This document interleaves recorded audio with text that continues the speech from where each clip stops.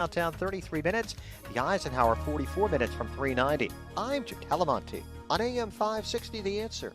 Chicago's Morning Answer show continues after your official Chicagoland weather forecast. It's going to be partly sunny and breezy today, hot and humid as well, going up to 91 degrees. We could see a thunderstorm late this afternoon, then maybe a strong evening storm that can bring flooding and damaging winds. Will dip down to 72. Hot, some sunshine tomorrow, another strong thunderstorm coming at night. High temperature 91 degrees. It's currently 76 degrees. Your next news update in 30 minutes. For continuous coverage of the latest news, traffic, and weather, go to 560theanswer.com. I'm Elisa Z. Now more of Chicago's Morning Answer show on AM 560, The Answer. From the Matrix Home Solutions Studios, this is Chicago's Morning Answer on AM 560, The Answer. Listen to AM 560 The Answer online at 560theanswer.com, on the AM 560 mobile app, on your Alexa-powered smart speaker, and on TuneIn, iHeart, and on Odyssey. Only the biggest stories, only the biggest guests, and only the biggest opinions. This is AM 560, The Answer. Top of the morning, Dan and Amy. You remember, this is 10 years ago now, but in July of 2011, SEAL Team 6 descends on the bin Laden compound in Abbottabad and takes out the architect of the 9/11 attack on America. And then, tragically, 2 months later, in August of 2011, most of SEAL Team 6 is taken out when a helicopter is shot down in Afghanistan. Well, that's the subject of a book, now a documentary, from Don Brown. Don Brown is a former U.S. Navy JAG officer. He's the author of 15 books, including Call Sign Extortion 17, The Shootdown of SEAL Team 6, which is in documentary form, Fallen Angel, a documentary now available at Salem Now, our Salem Now platform, salemnow.com, so you want to check it out there. Don Brown, thanks so much for joining us. Appreciate it. Good morning, Dan and Amy. Thanks for having me, and thanks for taking some time this morning to remember these guys who gave their lives 10 years ago. I'm hoping this docudrama movie, Fallen Angel, will help to bring them back to our memories as a nation. We really don't know the story like we should, so I appreciate you guys helping give us a platform this morning. Well, yeah, that's what's sort of intriguing about this. I mean, your book is sort of the real story. So what's the real story as differentiated from the official story about what happened to see those SEAL Team 6 members in that helicopter? Right. Well, Extortion 17 was the call name for that helicopter. It was a Chinook, Dan, a troop carrier, a big carrier. This is 96 days, August 6, 2011, 96 days after U.S. Navy SEALs took out Osama bin Laden, as you were alluding to earlier. This mission was spun up strangely, and there were two helicopters at Forward Operating Base Shank. For some reason, 17 Navy SEALs, mostly from SEAL Team 6, a total of 30 Americans were crammed on this one helicopter, Extortion 17. Its sister helicopter takes off empty. So that rather than split the teams as they should have, they cram all the SEALs on one helicopter. This should have been a flight from 10 minutes up, 10 minutes to wheels down, 10 minutes up, wheels up to wheels down. It takes off at 2:22 a.m., then we lose contact with it for some reason. It's hanging in the air, continues to hang in the air. We start getting strange messages from it, and the next thing you know, 7 minutes after it should have been on the ground, it's blown out of the sky. Now, the thing that I did not know, when I began to write the book, is at the time we were putting Afghans on board these choppers, and this was a time when there was a high degree of green-on-blue violence. That is, when Afghans were turning on our guys, our Afghan allies. The SEALs did not really want to fly with them because they were not competent, and they were concerned about sabotage, internal. So we lost contact with the chopper. The chopper goes down, and then all of a sudden it appears that the military took the black box out and has hidden the black box and has given us multiple stories about the black box, which would have a flight data recorder, a cockpit voice recorder to be more specific, which would tell us exactly what went on inside that chopper. On top of that, we recovered the autopsies of several of the Navy SEALs, 3 to be precise, and discovered that they have bullets in the bodies. And get this, Dan, the military pathologist threw the bullets away before the investigation was even closed. He called them cook-off rounds, these bullets, and said they were of no evidentiary value. So there are more questions than there are answers. And the dual tragedy of this whole event is, one, this is the largest loss of life of American life in the history of the Afghan war, and number two, the largest loss of life in the history of the Navy SEALs. The first tragedy, most Americans don't know about it, and we're hoping this film will change that and bring honor to these guys.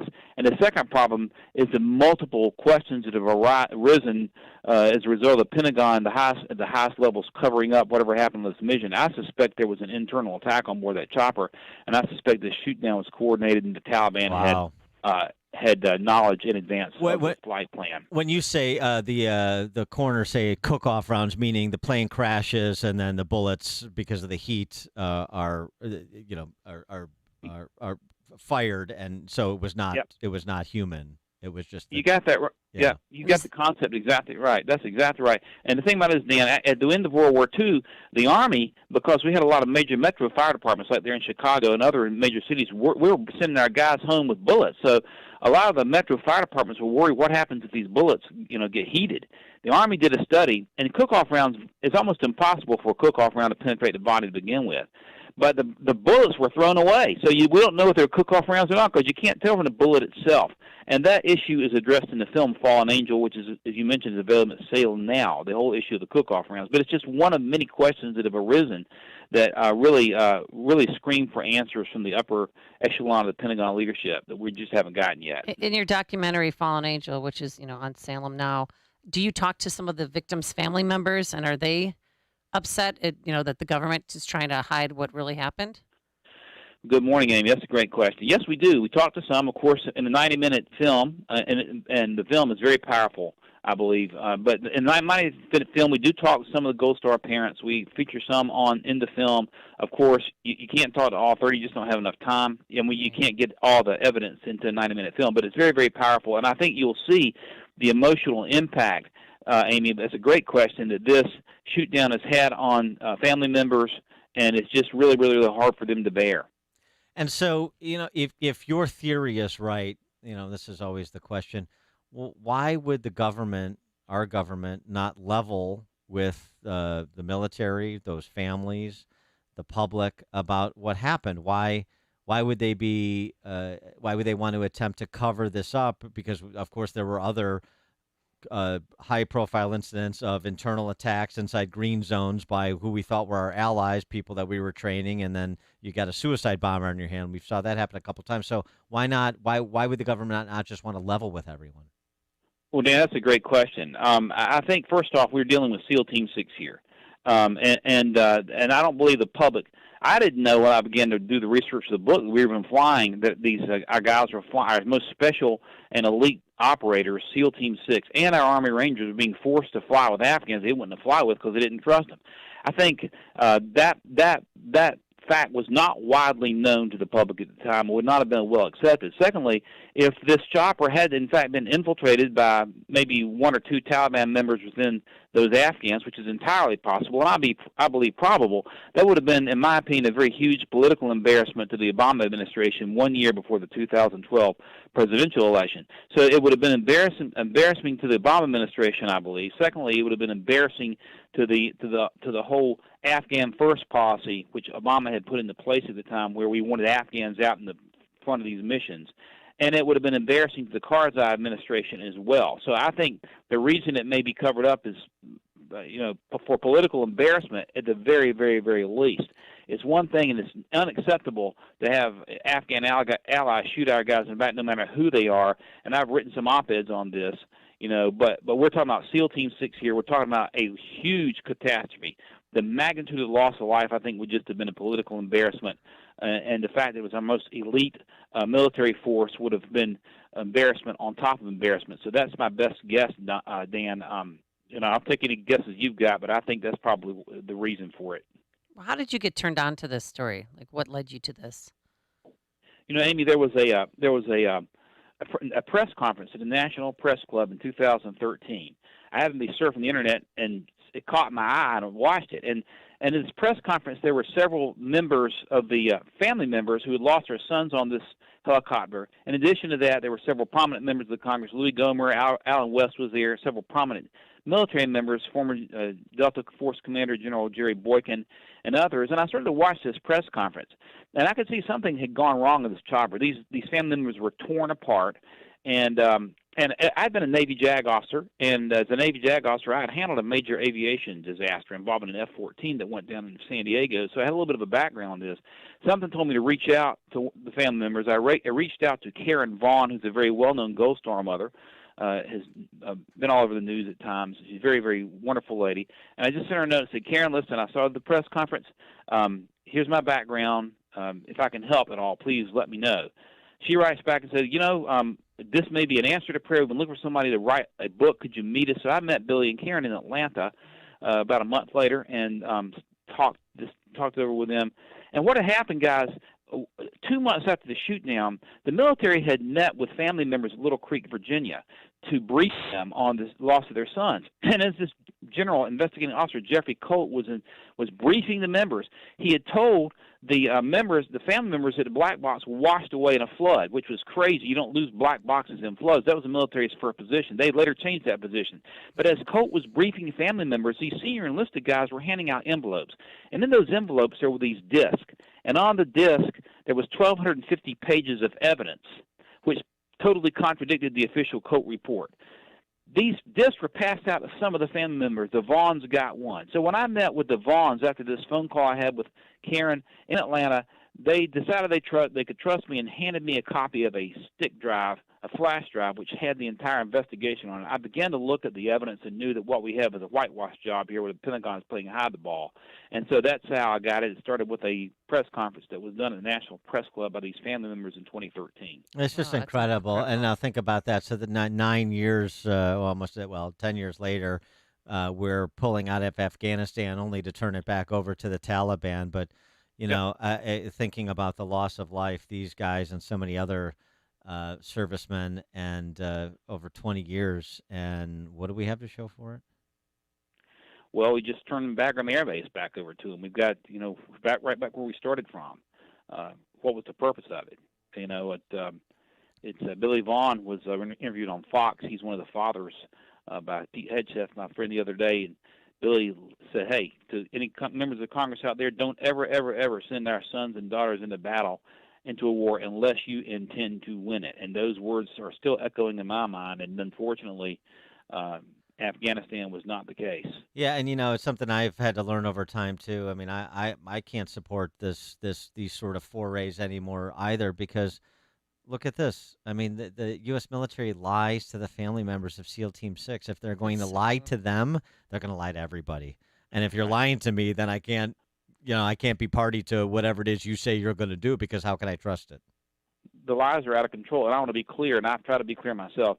It is the senior leadership of the U.S. military we have a problem with. Our U.S. military is the greatest in the world, but the senior leadership have gone woke, they've gone politically correct, they've turned to the left, and they will lie as quick as they'll look at you. And so it would be nice if we had warriors leading the Pentagon again. I'm praying that'll happen in the not-too-distant future. Just a quick aside, I just wonder about this when I was thinking about this documentary and the shoot-down of that helicopter carrying all those members of SEAL Team 6. In Lone Survivor, the movie about Marcus Luttrell, which, of course, takes place in 2005, so 6 years before this happened, but there's that scene where Eric Bana is leading essentially a rescue mission to the guys that are pinned down by the Taliban, including Luttrell, and they get shot out of the, spoiler alert, and they get shot out of the sky by a surface-to-air missile. Was that scene, do you think, inspired by what happened to SEAL Team 6 in August of 2011? Well, what I can tell you is that after we took bin Laden out in May, there was an agreement amongst the Obama administration, brokered by Bob Gates, the Secretary of Defense, to be quiet. Don't say anything. Do not identify the unit that did this, okay? And everybody agreed to that. And that lasted, as I point out, about 48 hours. When the former Vice President Joe Biden comes into a gala event in Washington and identifies the U.S. Navy SEALs as the group that took bin Laden out, and from that moment, this is 93 days before the shoot down, a bounty was placed on the heads of these SEALs, okay? And this Biden's blabbermouth talking put fear in the hearts of the SEAL families. They had to go off social media, et cetera. So they were targeted. The Taliban brought 100 additional fighters into this small Tangi River Valley in Wardak province where our SEALs were operating for the sole purpose of taking out a helicopter carrying Navy SEAls. So whether or not that particular incident of 2005 was their modus operandi or not, their modus operandi, I'm tongue-tied. Whether they got the idea or not, I don't know. Right. But I can tell you they targeted the guys, and we knew they were targeting them. We still did not allow our forces to put what we call pre-suppression fire into the landing zone. You know, there was a chance possibly to take the Taliban out. It took these guys in. We had an AC-130 gunship circling over here requesting permission to take the Taliban out. That was denied. So it is possible. They had lots of Soviet-made RPG-7s that they were using, but we didn't have to fly this chopper in there. You know, we could have used we had plenty of air power overhead from the AC-130, from Apache gunships. There was no identifiable need for this mission at all. It almost smells like a quid pro quo. I can't prove that, but it just stinks to the highest heaven. And why was the other chopper empty? Nobody, they could have split up the group. Amy, that's a big question. And here's the thing: those two choppers, Extortion 16 and 17, both flew a mission earlier, and where they asserted U.S. Army Rangers about 3.5 hours earlier in the same area. In fact, those Rangers were the first officially reported on the scene when the SEALs were shot down. But in the earlier mission, the Ranger team was split up between Extortion 16 and 17. Why all the SEALs were jammed onto 17 is still a mystery. And 16 took off empty. So you're flying two choppers, one empty, one jammed like a pack of sardines. So, it almost looks like that's why I say it smells like they were served up. I can't say that for sure, but there are so many. You start looking at pieces of a puzzle. There are so many things that point to something deliberately having gone wrong here that you begin to ask questions. And the movie will raise some of the questions. The movie will look into the issue of the black box and the bullets in the bodies, and there's a shocking revelation on the ramp ceremony. There was a ramp ceremony in Bagram Air Base when the bodies were brought in before they were flown back to Dover in the United States. And an Islamic chaplain basically cursed the bodies. That'll be covered in the film as well. You just won't believe it. We have footage of that in there. The movie is Fallen Angel. It's available. It's a documentary available at salemnow.com. Don Brown, former U.S. Navy Judge Advocate General, author of 15 books, including Call Sign Extortion 17, The Shootdown of SEAL Team 6, which informs the documentary Fallen Angel. Again, salemnow.com. Don, thanks so much for joining us. Appreciate it. Amy, Dan, thank you both. Have a great day. Hope to see you again soon. Yeah, thanks for your hard work. And